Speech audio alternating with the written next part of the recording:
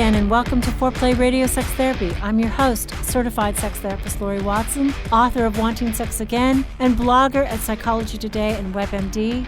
And I have with me Dr. Adam Mathews, my co-host, who's a couples therapist, psychotherapist, and president of NCAMFT. Foreplay is dedicated to helping couples keep it hot. Each episode, we cover an aspect of sex that impacts your sex life and something that you can relate to. So if you find our discussions helpful, please give us a review on iTunes or Stitcher. We would love it if you would tell a friend about us. You can find us also on the web at foreplayrst.com. And if you have a comment or a topic that you'd like us to talk about, we'd love to hear from you. Please send them to us at info@foreplayrst.com. Thanks for listening. Now on to today's topic. Hello, we're going to do our mailbag episode. I love when we do mailbags, Laurie. These are some of the best ones. So our listeners write in letters to us by email, which we're always open to hearing your feedback. And somebody wrote in recently just saying how much they liked listening to us. Thank you. That one was so sweet. That made me feel so good. Yeah. So, yes, please write in and tell us how awesome we are. That would be good, too. That would be great. That's a good esteem. Or what you want us to cover or where we're blowing it. And let us know. You can let us know where we're blowing it. I mean, we'll definitely, wink, wink, read those. No, just kidding. We do. We do. We take feedback. That's good information. So today we're going to do two mailbags. Yes. One in the first half. The first one really comes from a listener who asked the question. He says, my wife is in a wheelchair and has been for some time, and he's wanting to know how he continues to build sexual intimacy in their relationship. Right. And how basically it sounds like what he's asking is how do they still keep it hot when she has some really difficulties. And I think there's a lot limitations. There's a lot of listeners who may be one of their partners may have a handicap or a disability that's really hurting them. Sure. And so how do we begin to help them and address those specific complications that they have? Okay, so I mean, I think what I always say is flexibility is sex insurance. I mean, sometimes we don't know what life will bring. I was recently researching prostate cancer, and this couple was singing. They were literally singing about, that basically what would happen in life did happen.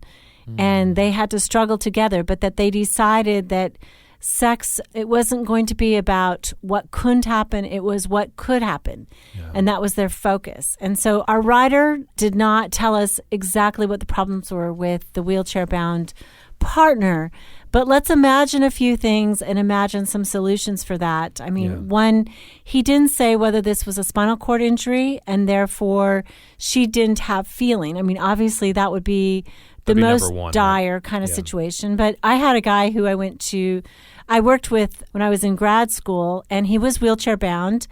They had 2 children. He talked about how his wife kept it hot. I mean, he could have erections, but basically they could only do it with her on top because he didn't have the mechanics necessary to be on top of her. He couldn't support himself.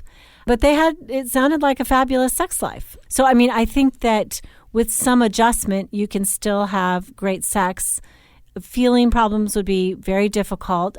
There are ways that people with spinal cord injuries still can have orgasms or have sexual pleasure, and that's probably a podcast in and of itself. But let's imagine that there are mechanical issues. If you're wheelchair bound, one of the issues is muscularly, right? You're going to lose muscular tension. There's a potential for soreness. You need to get out of your wheelchair, every so often to relieve the pressure of sitting on your, bum and your legs because that can be tense.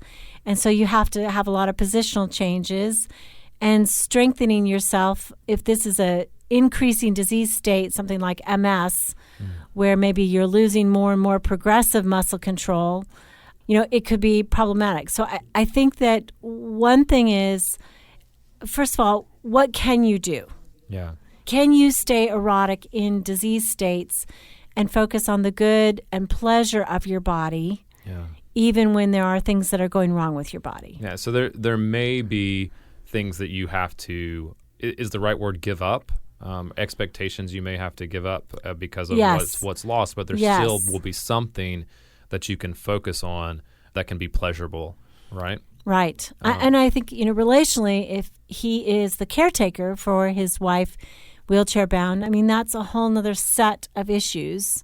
I mean, potentially there are resources out there that, you can hire, or the state will assign caretakers that can come in and bring relief and aid and help, so that maybe you're not doing everything. That can help the relationship. Yeah, because that would help keep some balance in the relationship Yeah. as well, so that one person isn't always there's not an imbalance in care. Yeah. Care isn't always directed one way.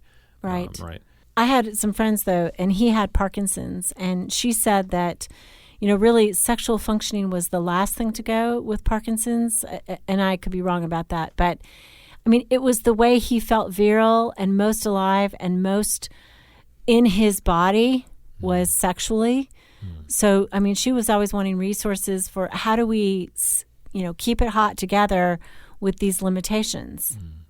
It seems to me, too, that the emotional component of this, that there is a grief over what was lost sexually, right? Yeah. I mean, obviously, going through something where, especially if you have been injured or something like MS comes on later in life, there's a period of time, a lot of times in the relationship, where the disability isn't present, right? And so there's something that was lost there in the sexual relationship, and I think acknowledging that is important, right? That Absolutely. As you move to focusing on what you can do, you're also grieving what you can't do, Right. and that's a process that can be difficult for individuals to go through, both as the person who's lost that functionality or ability in a specific way, and for the person that's lost it in their partner. And I think that can be really scary to acknowledge that you're sad over that. That is a loss, because it could feel really harming. Like for this gentleman, it could feel like maybe he's holding that part of him back, that sadness back, because he doesn't want to make his partner feel bad. Right, and maybe he feels guilty for feeling bad about it. I think the good thing about grief is grief comes to an end. And there is another side of grief, which is acceptance. Yes. Like, this is what we got. Yeah. Now we got to make the best of it. Whereas resentment is ongoing. If you don't acknowledge your losses, right, you don't really deal with them. You don't mourn over them. You don't feel sad enough and then sort of get it out. It's like having a good cry for a very extended period of time. Yeah. At least it's released. Yeah, but I think if you don't acknowledge it and don't talk about it, then it does turn into resentment, right? It gets harbored in ourselves, and it makes it really hard for it not to turn into bitterness and not to cause us to withdraw from each other. But I do think you're right. Like, that's to me is how you get to the part where you can be grateful for the things that you can do and be fulfilled in the things that you can do. Is that you have to get through that grieving process, or at least engage it and acknowledge it, what you've lost, so that you begin to see what you do have and can be satisfied in that as well. Yeah. And then I think, of course, just like any sexual relationship, you have to communicate about what the new normal brings, what positions are most pleasurable, what brings discomfort, and find ways that are comfortable and exciting again. I mean, maybe there's not enough muscle tension for this woman to be on top, but maybe from the side, he can reach around and touch her, and she can, experience sexual intercourse in a pleasurable way that they both can feel skin on skin, full contact, and it can be really good. You know? What you're saying makes me really think of, it's almost like a re-exploration. It was like that's one of the funnest parts, especially in the beginnings of a relationship, is getting to explore with each other and experiment and really kind of discover each other's bodies for the first time. Like, that's the great part of the beginning of a relationship. And so now it seems like if the mindset can shift to that of a re-exploration, of newness, of new possibilities, there can be stuff that maybe they haven't had in their relationship before that they can find once they begin to explore with each other. Right. So maybe also physical therapy might be another adjunctive therapy that keeps her hips flexible, her body position able to change in different ways. I mean, there might be other things resources that they can access once they've gotten through the emotional difficulties. Then they can start thinking practically, okay, what can we do? I mean, there are sex toys out there like swings, that maybe really work for somebody like this, she is now supported in essentially a swing, and they can try something, new and different in a new position. Yeah. This seems like something that might be beneficial as well to talk to their physical therapist or their doctor about. I would wonder if they've been able to bring up that with those medical professionals that may be able to find some help and some suggestions that way. I would suggest a women's health PT, a women's health physical therapist, because they're more sex-friendly. A lot of physical therapists wouldn't know, and a lot of doctors wouldn't know what to do, I would say. But a women's health physical therapist or a pelvic health physical therapist, they're thinking about structural ways to make sexual intercourse and sexual experiences better.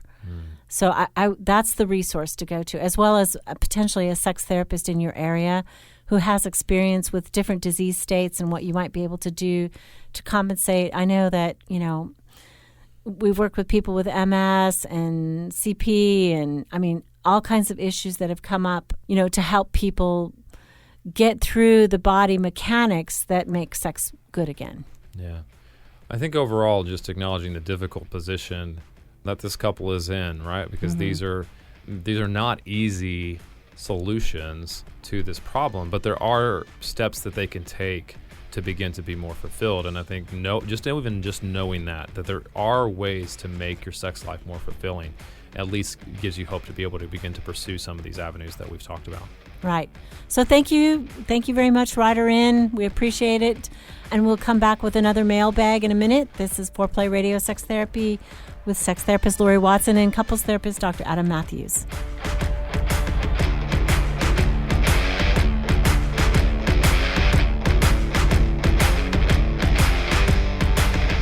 Wanting Sex Again. How to Rediscover Desire and Heal a Sexless Marriage by certified sex therapist Laurie Watson. Each chapter is designed to fix one of the problems that cause low libido, from early marriage through the childbearing years, even all the way through menopause. I've also had men read it and tell me that for them it was the most hopeful thing they read about resolving sexual problems. Look for Wanting Sex Again on Amazon.com. You can also talk to Laurie Watson for therapy in person or via Skype. I offer couples counseling and sex therapy, and I think about both aspects of the relationship, emotional intimacy and sexual technique, and that combination together helps marriages be happy. Weekend couples intensives are also offered. Improve your sex and improve your relationship with Awakening Center for Couples and Intimacy. Find out more at awakenloveandsex.com. Awaken what's possible. It is one of my great joys in life to be able to really help individuals and couples find strength in their relationships and really find hope again. Licensed marriage and family therapist Dr. Adam Mathews from Mathews Counseling. I work with a wide variety of issues, including depression and anxiety, marital issues with adolescents. I believe that therapy should be designed around you, that it should be personalized to who you are and to your unique situation. Therapy is available in office, online, and by phone. I want therapy to be comfortable for everyone. At our office, you'll find that we sit around a fireplace in deep, comfortable chairs, look at the problem differently, and offer practical solutions for you to take home and utilize outside of the therapy room. Schedule today and rediscover hope. You can find me on the web at mathewscounseling.net, Mathews with 1 T. You can contact us through email or phone and find a lot of resources on our website, mathewscounseling.net.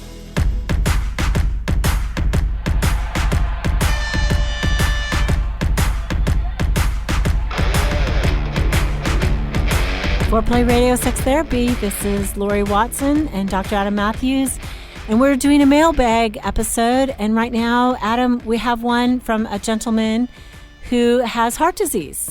Yeah, he writes in that he has heart disease, has recently had a stent put in, and is on a variety of meds that are causing all kinds of issues, specifically causing some erectile dysfunction, and obviously can't necessarily change his meds a great deal. Right. The stent obviously is going to cause issues and possibly just even some fear around the heart disease. So where do we start with him? He's wanting to get back into a sexual relationship with his partner. A lot of things here, difficulties that he's facing. Where would you start with him? Well, I think the first thing to start is with anxiety about returning to the sexual relationship after you've had any kind of heart surgery or heart procedure. I mean, a lot of people say, I don't want to have sexual relations because my heart is going to pound and I'm afraid that might jeopardize me and might cause a heart attack, or, what do I do about this? And first thing, of course, you need to be released from your doctor for sexual activity. That's the big one. And you need to talk to your doctor about potential interference of any kind of medications. So, for instance, we know that nitroglycerin, which is cause for heart angina, like heart pain, cannot be mixed with any Viagra or any of the meds that help with erectile dysfunction. So, hopefully the doctor has talked to you about all of those interferences and problems. And we are not medical doctors. This is not medical advice. Absolutely. But certainly we want to turn you back to your physician to talk about the problems that may occur with medication. So there almost probably automatically going to be a period of time where somebody that is recovering from some kind of heart disease or operation is not going to be able to have sex.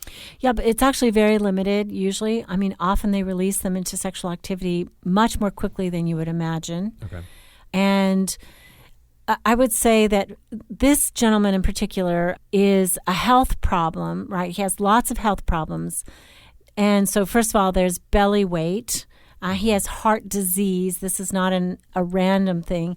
He has heart disease where cholesterol clogged his arteries, and he probably is a high diabetes risk as well. So there's multiple things going on with his weight and his food and his diet and his medications that are impacting his sexual functioning. First, if you're in poor health, you frequently don't have the stamina and the strength and the energy to pursue sexual activity. That's a problem. 2, heart disease. One of the first ways that men can become aware of heart disease is the erectile dysfunction. For many men with maybe even 10 pounds of weight on their belly, it's very little. They can begin to feel that their functioning is off, and with ED. So cholesterol sort of clogs the small capillaries of the penis and results in lack of function. That's not the only reason men struggle with ED. There's valve problems. There's other things that happen when they're aging. But ED is not inevitable. Yeah. Generally, with good health and proper weight and diet, you don't have to have ED. But if you are starting to have ED in the beginning, this is like a red alert. You probably have heart disease. You need to get to your doctor. Yeah. You need to seriously adjust your diet, which is generally going to a lower carb diet. Again, we're not nutritionists. We need you to seek out medical advice about this. But, the research is beginning to show that it's carbohydrate that is the problem in terms of putting on belly weight and raising cholesterol. It's not actually cholesterol that we eat. It's the carbohydrate that we eat, which is crazy enough. So definitely get help. And then diabetes for men actually causes a loss of sensation in the penis. So without as much sensation, they can't get as stimulated as easy, and ED happens more frequently, right? Even stimulation isn't helping. So big reason, gentlemen, to stay healthy, keep running, keep jogging, keep walking, keep eating right and eating clean. Because unfortunately for men, sexual functioning is more problematic with ED for men than these same problems in women. For women, they don't suffer as much in functioning even if they gain weight and have heart disease. Yeah. Their functioning stays pretty good often, but really big problems. So for him, the first thing I would say is ask your doctor about Viagra. Are you a candidate for the meds that help with erection? If he's on a blood pressure medicine, which most heart disease patients are going to be, that's a hydraulic issue, right? If you don't have as much blood pressure, an erection is a hydraulic issue. It's a hydraulic event. And if you don't have the blood pressure, you can't get it up. Yeah. So that becomes really necessary to have some help with that, especially if his meds are contributing to that as well. Right. And many heart disease candidates or heart disease patients are still candidates for Viagra, believe it or not. Okay. So, talk to your doctor about that, or all the Viagra, Cialis, Levitra, all of that, talk to them about that. What about the fear, Laurie, that he's going to experience kind of re-engaging something that's an aerobic event, all right? Yeah. That you could strain the heart, right? A little bit, or maybe that's the fear that it would. Mm-hmm. How do you deal with kind of that issue that might be coming up for him? I mean, I think that's good medical advice. Talk to your doctor. Is the heart rate difference when you're having sex significant? I mean, I think that it can feel significant and there can be fear, but if your doctor says it's okay, I would say go ahead. Yeah, I mean, I would agree with that. I think more so, though, I think that there's it's one thing to receive the advice and hear the words. It's another thing to believe it. Yeah. And believe that it's okay. Mm-hmm. And so I think, to me, there would have to be, again, some conversation with your partner around if you have any fears about re-engaging it, or if your partner has fears. Yeah, right? absolutely. I think there could be fears on both I don't want to sides. kill him. Yeah, that's right. That's right. And so I could imagine people holding back sexually, either if they're fearful for themselves or if they're fearful for their partner. Right, and some positions are less strenuous, right? Sure. Female on top is going to be less strenuous than male on top. Yeah. Maybe both of them sitting in a chair together, facing each other. I mean, that's less strenuous. That allows her to use her quad muscles, to move. I mean, they might want to start that way. Yeah, I mean, I think just engaging that carefully and talking about those fears, and as well as adding the advice of your doctor in. Right? Sure. And believing that advice. And I think accepting that, okay, at this point, the erection is not about lack of attraction for your partner. The partner has to be reassured, like his erectile dysfunction is probably more due to his health and the hydraulic issue with the blood pressure meds than it has anything to do with his being attracted to her. So I think him being verbally reassuring, even when he loses erection, is helpful, and knowing that, you know what? The sex event doesn't have to have intercourse all the time. Having sex does not mean intercourse. That's right. It could mean pleasuring each other. It could mean taking time to give her an orgasm. Especially if he's still afraid and he doesn't want to re-engage for himself, that doesn't mean that she's not ready. Yeah. So giving her an orgasm would be an alternative, and getting ready and learning to receive touch that doesn't necessarily lead to orgasm. I mean, I think for some men it'd be like, well, what's the point? But physical connection, being naked together, connects us deeply in our souls with our partner. Yeah. So there is a big point to that. Yeah. So again, that may be expanding their repertoire, right, of what they consider sex to be, and exploring together if this is the case, if ED is going to be a part of our life for a while now, or until we can get it figured out, of not completely disengaging from their sexual relationship. Yeah, right? I think it's the disengagement with ED that is most problematic in relationship. It's when he thinks he's got it, he goes ahead and tries to attempt intercourse, and he can't stay hard, or he doesn't stay firm, or he loses it while he's inside her, or he can't get it all together. And he stops the sexual encounter because of that. He says, I'm failing, therefore sex over. That's the problem. It's like, no. Sex can still be loving and connected, and she may still have needs. Right. So, I mean, remembering that and not feeling so awful about it or humiliated, and realizing this could be a process. Maybe getting healthy will help. Maybe losing that weight will help even bring back some sexual functioning. That would be my first goal if I were him. Yeah, absolutely. Yeah, I mean, it can't hurt. Absolutely. Yeah. So that's it. Yeah, well, thank you, listeners, so much for writing in and talking to us about your wife in her disability and the difficulties that you face, both as caretaker and perhaps her limitations. And also, sir, with this heart disease problem, we wish you the best of luck. Yes. We really want you to be healthy, and we hope your partner hears from the bottom of your heart that you are still attracted to her and thinks she's sexy, and that the two of you find new ways in this interim to handle the ED that are relational and still allow you a lot of good sexual contact. Yeah, and keep sending in those questions, please. We love to answer them. We love to engage with you in multiple ways. So please feel free, send us your questions, info@4playrst.com, and we'll get to them. Yeah, and you're listening to Foreplay Radio Sex Therapy with sex therapist Laurie Watson and couples therapist Dr. Adam Mathews. Have a great day. Hey, help us stay on top here at Foreplay. We'd love it if you would subscribe and share it with your friends. And please take 1 sec and rate and review us. Thanks so much.